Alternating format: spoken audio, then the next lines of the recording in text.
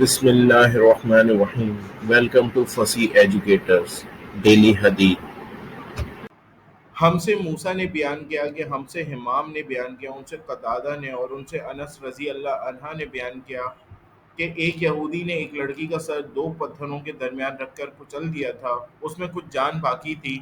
اس سے پوچھا گیا کہ تیرے ساتھ یہ کس نے کیا؟ کیا فلاں نے؟ جب اس یہودی کا نام آیا تو اس نے اپنے سر سے اشارہ کیا کہ ہاں۔ یہودی پکڑا گیا اور اس نے بھی جرم کا اقرار کر لیا۔ نبی کریم صلی اللہ علیہ وسلم نے حکم دیا اور اس کا سر بھی دو پتھروں کے درمیان رکھ کر کچل دیا گیا۔